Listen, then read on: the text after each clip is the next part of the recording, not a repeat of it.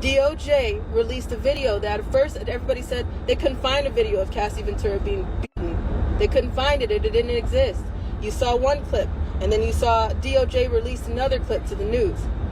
So the DOJ had that clip to begin with. So the people who are telling you that they don't have the Epstein file, they're full of shit. What other way do you want me to explain that? They're lying to you. The ones that are telling you, Pam Bondi, that she only had a little bit, it is bullshit. I bullshit. Because they told you the same thing. And now you're seeing it with the Sean Combs case. About him beating the hell out of females. I knew about the parties going on with multiple people, so it wasn't just Sean Combs. I knew about all of that, but I left early. So guilty. How many people did you hear say about Cassie Ventura that I knew that she was being abused? I knew that it was wrong. I knew what he was doing. The case that is on right now that you guys are seeing is out of New York City. Anywhere. Whoever tried just got painted a target on it. And whoever lied was exposed. I am grateful for the amount of people. Ali Carter is finally back in the spotlight, and she's swinging for the fences. According to her new trove of documents, Diddy didn't just dodge a bullet. He allegedly bought himself a blindfolded justice system with a cool $50 million payout. That cash, Carter claims, was spread like fertilizer. Juror families pocketed charitable donations. Prosecutors felt sudden pressure to narrow charges. And somewhere in the smoke, the scariest line on the indictment, RICO, quietly vanished. The jaw-dropper? Those payments didn't move in plain sight. Carter alleges they were laundered through a network of generous church gifts, funneled straight to jurors' relatives under the halo of philanthropy. And guess who's rumoured to have provided the perfect cover? None other than the Kardashian circle, whose California community church is infamous for its $1,000 a month membership fee and mandatory 10% tithes. Numbers that suddenly look less like devotion and more like a payoff piggy bank. Rewind to Diddy's earlier run-ins. Witnesses once recanted in record time, and victims went ghost after settlements no one could trace. Carter says the playbook never changed, only the stakes did. To keep the courtroom from smelling a rat, jurors still had to convict on minor counts. But the RICO charge, the one that could have put Diddy away for decades, evaporated. Too obvious, she hints, if every verdict swung his way. Dig deeper, and the Kardashian lane widens. Lou Taylor, Hollywood power manager to Diddy, Justin Bieber, and the Kardashians, sits on that same church's board. Carter's receipts suggest Taylor helped shuttle Diddy's 6- and 7-figure donations straight through the collection plate, masked as charity yet landing in victims' pockets as hush money. With tax paperwork stamped and filed, nobody in the courthouse thought to look twice. So here we are, a megastar's freedom allegedly purchased, a reality TV dynasty, possibly playing banker, and Ali Carter promising even hotter tea in her next drop. Buckle up. This story is only getting messier. 24 hours before the raid, Kim Kardashian decides to unfollow Diddy, right? Well, come to find out, this person by the name of Lou Taylor is apparently Diddy's manager. And this Lou Taylor woman is also on the board of Hillsong's church home. Follow me, go with me. They are doing all of this, child, in the name of the Lord. Just follow the story. Now, to cover myself, everything in this video is alleged, honey. This is what I digged up, and I don't know how much truth is to it, but there's reportings, okay? So everything that I'm saying is allegedly. Keep that in mind. So, Lou Taylor apparently is paying off, allegedly, some of Diddy's victims from this slush fund through some church fund, okay? Not only that, Kim Kardashian mama has been making these girls pay 10% to some church that Lou Taylor and her husband is basically owner, co-owner, or whatever. So I was like, let me look into this Lou Taylor person. I'm thinking Lou Taylor was a guy who was a woman with a husband, whole husband, and they doing ministry and everything. Now, mind you, y'all remember the whole thing with Britney Spears? So come to find out, Lou Taylor, this gets deep, y'all. Hold on. Okay, so Lou Taylor is the CEO of TriStar Sports and Entertainment. She's like a business manager icon. Now, Mike, do y'all know the Lohans? What's the Lindsay Lohan?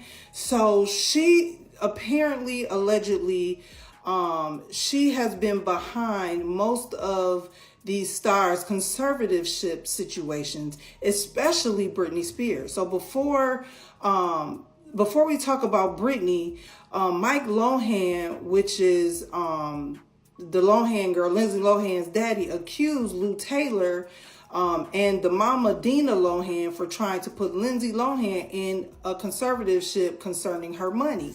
Also, allegedly, there's a lawsuit from 2021 with Astroworld tragedy, and she's being sued for employment discrimination. This is what this Lou lady is. Now, Lou Associates maintain intense control also over Britney Spears' life and money. And she was behind even the conservatorship of why Britney Spears had that conservatorship, because she ended up becoming the business manager and took over the financial pieces of Britney Spears' whole situation. Ali Carter isn't mincing words. She claims Diddy pulled the same playbook to sway jurors: lavish charity cash, silent nods, verdicts secured. But this time, she's aiming her fire at the prosecutors too, blasting them for sidestepping the darkest accusations. Child victims whose stories never made it into court. Carter says she herself was nearly sworn in as a witness, until the moment prosecutors realized her testimony would shine a Klieg light on what Diddy allegedly did to minors. Overnight, she was scrubbed from the list, alongside hundreds of others who'd planned to expose scenes that, in her words, would make the courtroom gasp. She calls out US Attorney Maureen Comey by name, accusing her of steering the trial away from anything involving kids. So many people begged them to let me speak, Carter says, but every question about the children got buried. Translation: justice may have been stage managed long before the jury ever sat down. And to anyone shouting, "Leave Diddy alone, he's got kids," Ali's answer cuts deep. She drags Lil Boozy and Funk Flex for defending him, while mocking Cassie, reminding them Diddy's alleged assaults didn't spare teens. Carter was just 15 when she says he assaulted her in that Los Angeles mansion. Cassie, only 19 when the grooming began. "We were kids too," she snaps. "Where was your concern for mental health then?" So here's the cliffhanger. If prosecutors sidestepped dozens of underage claims, how many more stories never got a spotlight? And why? Stay locked in. The next drop could blow the lid off an entire protection machine. On the side of pedophiles, they keep calling Sean Combs' children, his twin daughter and his other daughter, You with me still? Yes? Okay. They keep calling them kids. The twins and the daughters, kids. They don't need to be in the case because they're kids. Cassie Ventura was not called a child. Everybody tore that woman apart because they saw a pregnant, grown woman sitting on that trial telling her story that everybody covered up as she was 19 years old. People are addressing Sean Combs' kids as kids, but they won't address Cassie as a kid when this happened to her. Do you understand what I'm saying? I was 15 years old when I had dealings with Sean Combs. She was 19. You get me? Okay? We're not talking about the other children that were on this case. Now, as you guys are saying, I told you, the justice system is rigged. I don't know how many ways people need to say that, see it for themselves, research it, dig on it, and not understand that the justice system is rigged. And we've been saying that since the beginning. We went through court cases. We went through private investigators. This is how we have the insurance and the documents and the things and the receipts that we have, because we have been through this so many times before, where the victim is the one who gets the most hail and the predators walk. The amount of people that you've seen, I want you to stop and think about how many people were enabling this case. Ali Carter pulls no punches. Prosecutors, she argues, never intended to lock Diddy up. The plan, according to her, was pure spectacle. Drag his name through headline mud, let the public feast on scandal, then pivot to protecting him the minute the cameras moved on. Embarrass him, then bury the evidence, she insists, calling the courtroom drama a carefully choreographed ritual. Carter points straight at the feds, saying they'd been aware of Diddy's alleged crimes since the early 2000s, yet sat on their hands until Cassie's lawsuit detonated. That filing, she says, threatened to expose federal negligence, so investigators scrambled, not to deliver justice, but to save face. And the cover-up, Carter contends, was a team sport. Hotel housekeepers pocketed hush cash after cleaning up freak-off suites. Managers wiped CCTV hard drives. Bodyguards allegedly torched cars and strong-armed victims. Even district attorney staffers, she claims, first denied Diddy's misdeeds until a tidal wave of lawsuits forced their hand. Everyone had a chance to stop him, Carter says, but money kept their mouths glued shut. So the burning question lingers. If an entire chain of insiders profited from silence, how deep does this pay-to-look-away culture really run? And who's next in line to be exposed? Stay tuned. Carter promises the receipts are still coming. The DOJ released a video that at first everybody said they couldn't find a video of Cassie Ventura being. They couldn't find it. It didn't exist. You saw one clip, and then you saw DOJ release another clip to the news. So the DOJ had that clip to begin with. So the people who are telling you that they don't have the Epstein file, they're full of shit. What other way do you want me to explain that? They're lying to you. The ones that are telling you, Pam Bondi, that she only had a little bit, it's bullshit. Bullshit. Because they told you the same thing, and now you're seeing it with the Sean Combs case. They told you they just had a little bit of a video, and then it got released. That's on the DOJ. They lied to you. They told you that nothing happened, that this man, Sean Combs, was just this rap mogul that everybody loved. No, he couldn't have hurt nobody. He couldn't have did anything. And then all this stuff came out. Well, he did that. But yeah, he couldn't have did anything else. And then something else came out. Okay, well, maybe he did that too. But he couldn't have did anything else. And then something else comes out. How many people did you hear say, I left a party early? I knew about the abuse. I knew about children being there. I knew about him the hell out of females. I knew about the parties going on with multiple people, so it wasn't just Sean Combs. I knew about all of that, but I left early, so guilty. How many people did you hear say about Cassie Ventura that I knew that she was being abused? I knew that she was wrong. I knew what he was doing, but I'm just now speaking about it. Guilty. Coward. How many maids did it take to clean up a penthouse suite? Know that there was blood and glass everywhere, but they kept their mouth shut because they got paid. Guilty. So we're not talking, let's go back down to the bottom. The hotel manager that you guys never seen his face at first of this hotel, he heard the beat. He heard the screaming. He knew what was going on. He knew that Sean Combs was in there. He knew that he had other girls with him. He knew what was going on. He had the footage. He talked to the security. That hotel manager is who took that footage from the security and said, okay, hand me some money or help me be quiet. I'm going to shut the hell up. You did not hear anything from that hotel manager until now. But they told you, that hotel manager, if you would have went back then, they would have told you, no, we don't know anything. Cover up. Guilty.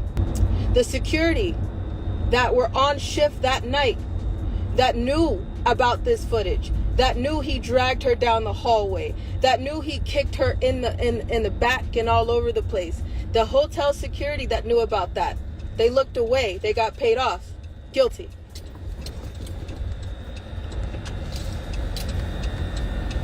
How many ways now the FBI that have had all of this information for a really long time looked away from it as well?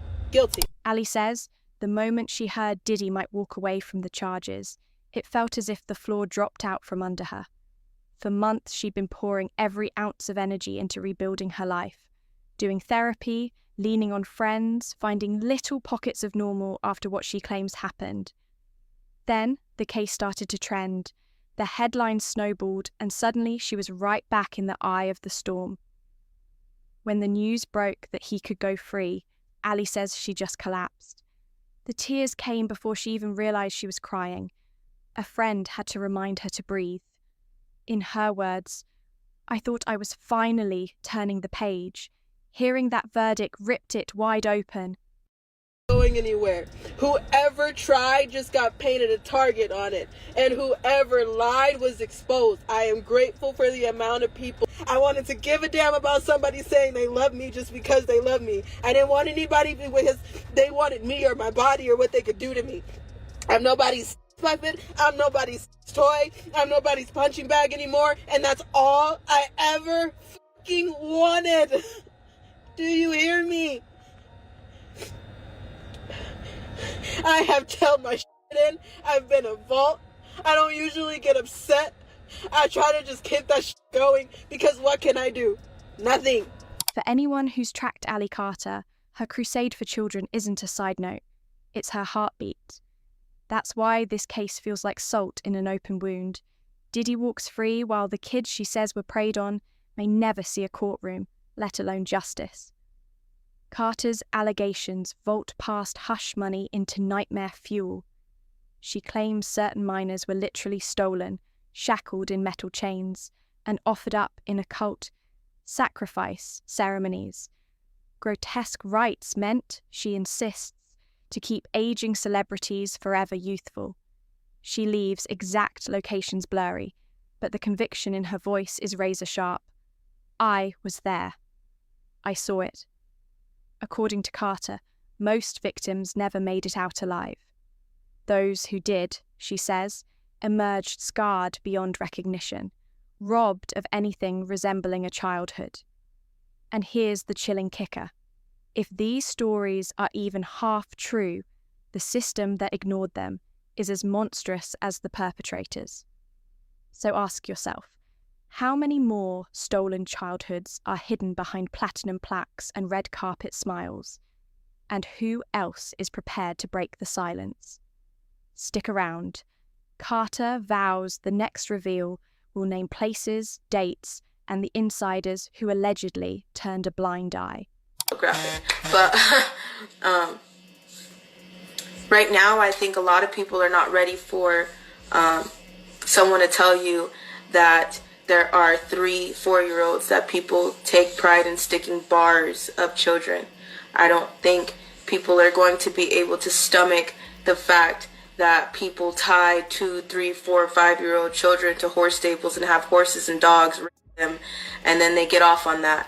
I don't think people are going to be able to stomach the fact that people hang children upside down in satanic ritual abuse meetings, and they literally hang them. Literally, by metal prongs, they hang them to get blood dripping out of them, and people go up under and like you're under a rainfall to take their blood. There are situations that I don't think people are ready for. We're not touching the seriousness of trafficking. Like, the videos that I've made, the videos that I've started to make, this is not even touching. This is the gist of it, and I think so many people are quick to raise a sign and say adrenochrome, but you don't know what it means, and you don't know why it's such a thing, why it's such a strong thing in trafficking, and what makes it so strong. What, you know that they're drinking children's blood, but you don't know what they're doing to those children to make their blood strong enough to cause something to flip your system in order to keep you in the fountain of youth. No one believes that because it sounds like an unreal horror Disney movie that someone wrote. You know what I'm saying? It kind of is. Imagine stepping into what looks like the party of the year. Bright lights, famous faces, music so loud you can feel it in your chest. But the moment the doors close, every friendly smile fades. Phones are taken, rules are barked, and suddenly these teenagers realize they're completely on their own. Ali Carter says that once the cameras were rolling, a handful of boys were singled out for something she calls pig night. Instead of harmless party games, they were forced into humiliating challenges designed to leave them in obvious physical distress, while adults stood by and filmed. The goal wasn't fun, it was control, turning personal embarrassment into private entertainment. Food and water were tightly rationed. Some kids were told not to eat at all so they wouldn't ruin the shot. Anyone who hesitated was reminded that their parents could be blamed, or worse, blacklisted, if they didn't cooperate. In other words, fear kept everyone in line. Ali also hints at a bigger cover-up. Whispers of well-paid jurors, hush-hush visits from people flashing badges, and unanswered questions that only grow louder with time. To be clear, none of this is officially proven, but the rumours alone have fueled an online storm. Comment sections are exploding. One viewer writes, "Praying every day for these kids to heal. No one deserves this." Another says, "Ali's courage is chipping away at a wall of silence. The truth will get out." So here are the questions on everyone's mind. Did deep pockets really tilt the verdict behind closed doors? Was Ali kept off the witness stand because her testimony would have blown the case wide open? And if federal agents stepped in, were they protecting the vulnerable or protecting someone else? Share your thoughts below. Every respectful comment helps keep the conversation alive. The more light we shine, the harder it is for injustice to hide.